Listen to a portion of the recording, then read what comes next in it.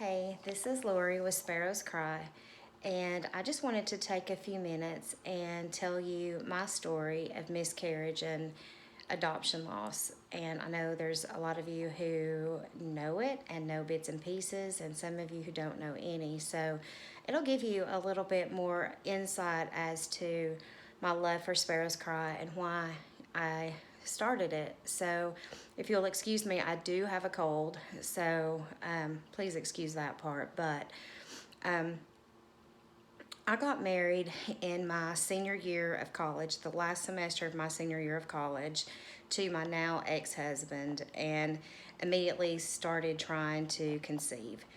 And I've always wanted a baby. I never felt like my life would be complete, even as a child, without having kids.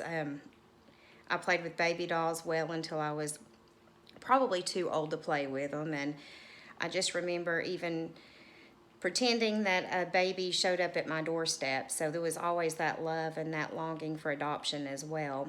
And I remember being an older teenager and feeling like the worst fear would be not being able to have kids. And so that actually began my journey as I ended up going through infertility for about a year and a half. And during that time, if you've not been through infertility, that in and of itself is a really, really hard journey to go through. It's it's a loss every single month. Every single month you wait on that baby, and your hopes and dreams are wrapped up in how you'll feel when the test is positive, and how Christmas will be, and how it'll be to tell all your family and friends.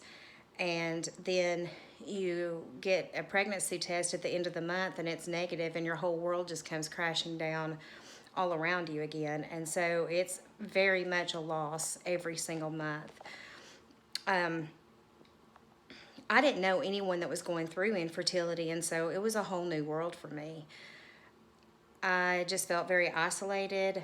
The medication made me incredibly hormonal and overstimulated, just very hyper emotional. I didn't feel like I had anybody around me that understood. And you know, I was always expected to be happy-go-lucky Lori, both in my life and in my marriage.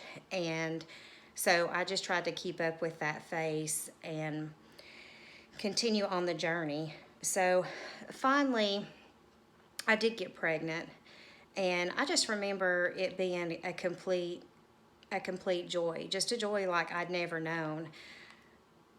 Everything that I had ever wanted my whole life was wrapped up into that baby that was living inside me. And I knew I was pregnant for about 2 days when I started spotting. I started spotting on a Saturday night. And I live in a real small town. And so at the time, everybody knew I was pregnant. So by the time I got to church Sunday, I had to tell everyone I was spotting, and I was nervous and scared. And so everyone rallied around me and prayed for the baby. And so as the day progressed, the bleeding got worse, the pain got worse, and I called my doctor, and she just told me to get in bed and relax, and told me that she would see me the next morning, and that it was probable that I was having a miscarriage, and there was really nothing that she could do. And so by 9 or 10 o'clock that night, I was having a lot of cramping, a lot of bleeding, and I went to go wake my husband up, and he turned the other way. He was very disconnected, obviously didn't want to have anything to do with it. We had a very strained marriage. It was a very toxic marriage, but it was just like everything else. I just put a brave face on and just kept going. So I was all by myself, and I just curled up in the bathroom floor in this little tiny bathroom. And I just laid there all night, and everything that I had ever prayed for my whole life was just gone. And it was just empty. And I prayed for the Lord to just give me peace and give me comfort. And I did receive those things. But, there's so much grief in the middle of all that. And so much pain. And so I was completely alone all that night. And the next morning we went, and the doctor did confirm that there was nothing left of the pregnancy. There was nothing left of the baby. And so afterwards, everyone was really nice for a couple days and said they were sorry. And then after a couple of days, one or two things happened. The first thing is I got some comments that were incredibly hurtful, like maybe I just wasn't meant to be a mom. And I just felt like screaming, but I am a mom. And, well, at least you weren't further along. And I even used that as a way to cope myself and told myself that, well, at least I wasn't further along in my pregnancy.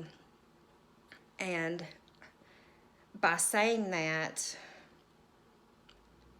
it made me feel like my loss wasn't real. It made me feel like my baby didn't have value. And it just makes you feel like it's not important. And so the other thing I always heard a lot was just silence. And it was just as hurtful because no one said anything to me, and it was just like my baby didn't even exist. It was like none of it happened, and I was supposed to just go on and pretend like nothing happened, and there were people that said, well, it happens, it's part of life, and it's God's way of weeding out the defective ones. And you just hear so much, and then you hear so little that it's really hard to heal from. And I just had to keep plowing through because it was so painful, and I felt so alone and so isolated. And I never thought, even in my infertility, that miscarriage was a possibility. Never in my wildest dreams. I didn't know anyone who had ever miscarried. My grandmother had lost a baby after birth, but it was still something that you just didn't talk about, and it still is so taboo. People just don't talk about it. And so after that, there were a couple of times that I did get a faint pink pregnancy test, and it was just I was so scared to tell anyone because I was scared to hear the comments that I just didn't say anything. And within a few hours, I would start bleeding. It might be 2 hours, it might be 6, it might be 10, but I would always start bleeding. And so I just didn't say anything. And I really just tried to just focus on getting pregnant. And I put it behind me. I put it all behind me. I just completely dissociated myself from it. I'm sorry my hand is shaking like that, but I tried to dissociate from it. I tried not to think about it. I couldn't go there because it was just too painful to think about. So I didn't. And finally I had 2 follicles in 1 ovary. This was after about 3.5 years, and didn't get pregnant. And my amazing doctor just told me that she felt like there was no medical reason that I wasn't getting pregnant at this point, and felt like that we should look towards adoption. So, when you leave that security of infertility and start looking towards adoption, that's really difficult too, because you lose that security. When you're doing infertility, you know exactly what is expected of you and what to do next. And then when you go towards adoption, you just really have no idea what's going on. So that was really scary. And we took a couple months off, and a woman came in, the florist where I was working one day, and said that her niece was pregnant and asked us if we would be interested in adopting her baby when it was born. And she was about 8 months along, and we talked about it and agreed that that's what we wanted to pursue. So we filled out all the paperwork, and the potential birth mother filled out all of the paperwork that we could before the baby was born. And then on the day the baby was born, the young woman changed her mind. And when I found out, I thought my life was over. I never thought that there were red flags throughout the adoption process, the pre-adoption process. But I just kept thinking, Lord, there's no way after losing all these babies, and because my doctor said she never knew how many babies I actually lost. So I just felt like, how could I go through all this and this not work? And so I was completely shocked. And I was forced to face this pain. And with my miscarriages, they're not a tangible loss, and they're very, very hard to grieve. With this one, we had the ultrasound, we saw him move, we had a nursery, and there was nothing. It was a death. I mean, it was as much a death, if not more, in my mind at that point, than even the miscarriages. And so it was very much the same kind of scenario, though, where for a couple of days everyone was really nice and sorry, and then within a few days, again, I was expected to just be okay, and I was told that, it wasn't my baby to grieve anyway. It was never my baby. And just, well, now that you're trying to adopt, you're going to get pregnant. Just things that are ridiculous that you just really don't need to say to people, honestly. And I remember for weeks just worrying so much about the baby and where he was and if he was okay. And right after he was born, I actually called the hospital and I talked to his mom.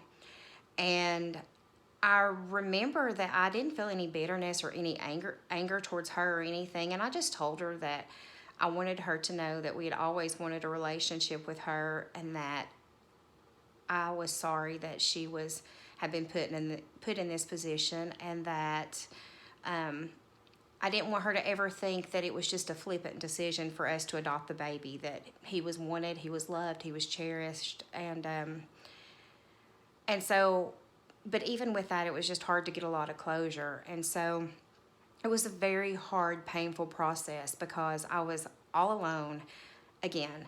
And I realized during that time that I had a relationship with the Lord as far as being saved when I was about 12, but it was a very surface level relationship. And so the only way I really knew how to pray was that God would give me a baby, and I felt like he needed my help to do it. So it was at that point that I finally just had this moment of just clarity of just, Lord, I can't do this on my own. And I feel like that was a pivotal change in my relationship with the Lord. And I just decided that I couldn't do it anymore. And I found out about an adoption attorney in Oklahoma, and we were getting ready to turn in our applications, and I found a picture in a magazine of a little Hispanic baby girl. She had olive skin and big brown eyes and dark hair, and I just cut the picture out of the paper and held it between my hands with the application, and I just said, Lord, you give us more than we could ever hope for or imagine, and this is what I want. I want a baby girl, and I want a Hispanic baby girl. And so I'll wait till the perfect time and the perfect situation, the perfect birth mother, the perfect baby. And I started praying at that moment for the woman carrying my baby, whether she was pregnant or not, for the baby, for the family, and just for the entire situation. And the Lord would start preparing me as a mother and Chris as a father. And at this time, our marriage was really, really bad, but still was trying to, hope for the best. And we were really trying to come together and better our relationship at this point. So within about 3 weeks, we got a phone call where we had been chosen by a birth mother. And I ended up talking to her that night on the phone. And they told me that the birth mother was white and the birth father was Mexican. And was that a problem? And I just thought, no, that's fine, whatever.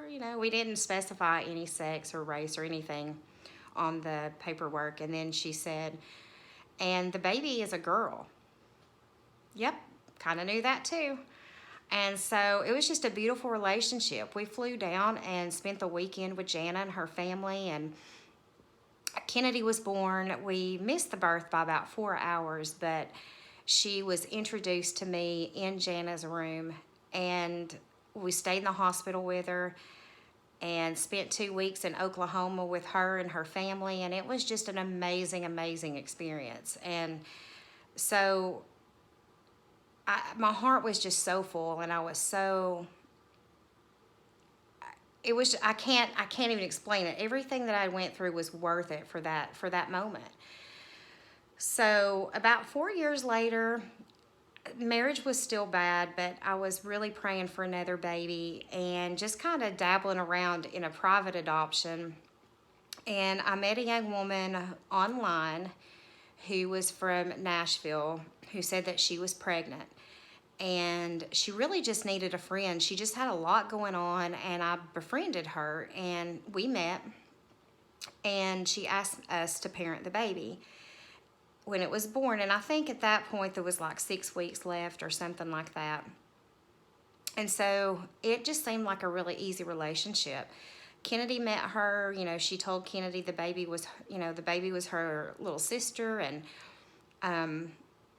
we were just really excited. There were some red flags that I chose to ignore, but she was supposed to come, this was around Thanksgiving. And that Christmas, we were supposed to host her for Christmas. She was going to come down and spend Christmas with us. And on the way to meet us, I called to check on her. She was on the road and her phone was disconnected. And I was terrified. I was scared to death. Worried about her, worried about the baby. And I got online just frantic, asking if anyone knew her. And through a succession of people that I met there, after putting 2 and 2 together, we found out that she had scammed many people in the past, saying that she was pregnant with a baby and that she wasn't. And through those conversations that I had with several people, a producer at Dateline contacted me and asked me if I would be willing to go undercover and lure her back in and expose her. And because I didn't want it to happen to anyone else, and I wanted to know what had happened too, I agreed. And so we spent a few weeks just reeling her back in, I guess, and setting her up. And I just pretended like I had no idea what was going on. And so finally in January, we set it up in a hotel room, and she came to the hotel room. The reporter acted like she was my friend, and we spent 2 hours with her. And my ex-husband was there, but I skipped out, went to work, didn't watch. Through the whole time in Nashville, he was not present. He was working, and I was left with the producers and the staff at Dateline, who was amazing and constantly asked me if I wanted to stop, but they really became my family through this. And when she left the hotel room, we followed her. And a couple of hours later, while she was at the mall, she called me and told me that she was in labor.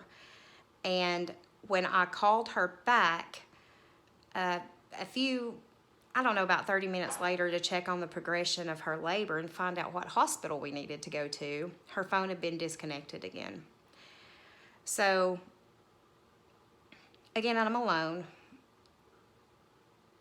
without my husband.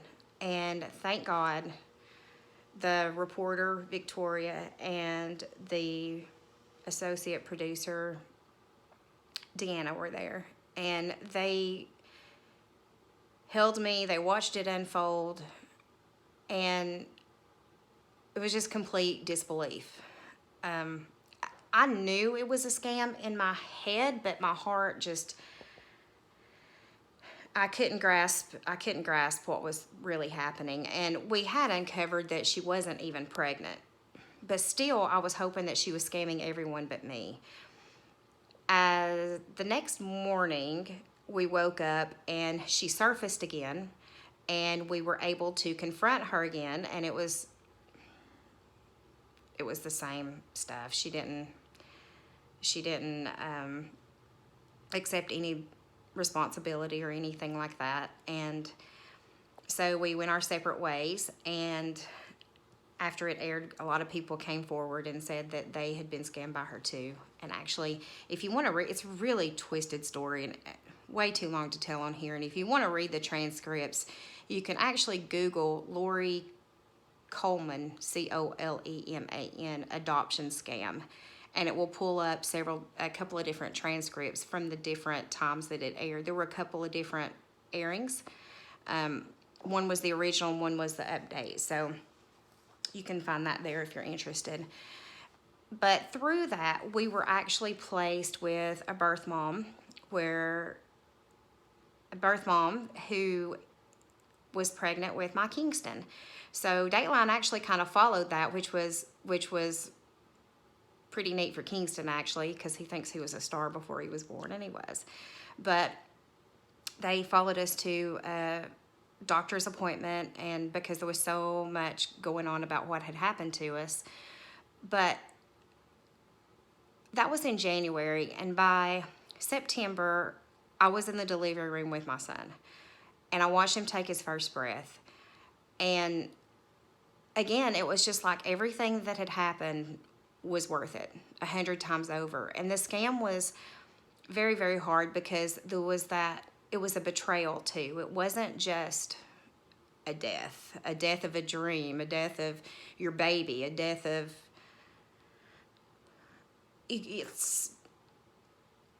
I can't even explain how incredibly painful it is. It's devastating. And no one understands. Nobody understands. And it was just during that time that I just fell in love with the Lord. And now Kennedy will be 18. Kingston will be 13. And the Lord has redeemed me. And I have an amazing husband now who loves the Lord. And the Lord's just given me back tenfold what I lost.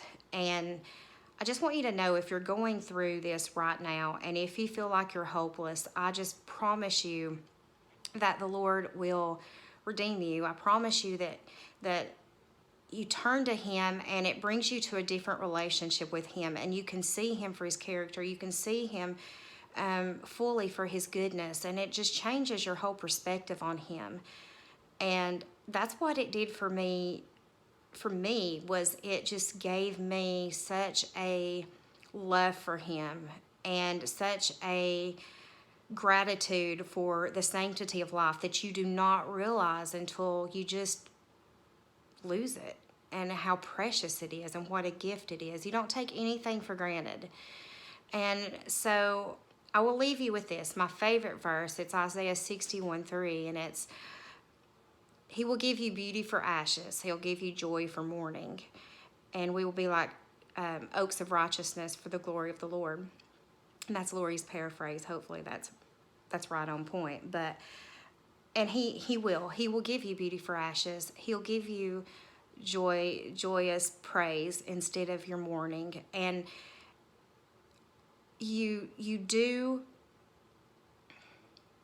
Healing is a tricky word. He does bind your wounds. He is with the brokenhearted, and he comforts you. And when you have experienced a loss like this, you do heal. He can heal your wounds, but it's a healing where you never forget the loss of your baby. No matter how many other babies you have, it doesn't replace that one. You just learn a new reality. You learn how to live with that loss, and you just are overjoyed at the thought of being with that baby again one day. And so I pray for you. I pray for your family, and I'm just pray and speak blessings over you. And just remember that a lot of times the things that we plan and the way we plan things are not the way that he plans it out for us, but his ways are so much better than ours. So thank you so much. And if you need to get a hold of me, please do so. You can find me on Facebook at Lori Keeble or at Sparrow's Cry, or you can find us on the web at sparrowscry.com. Have a great day.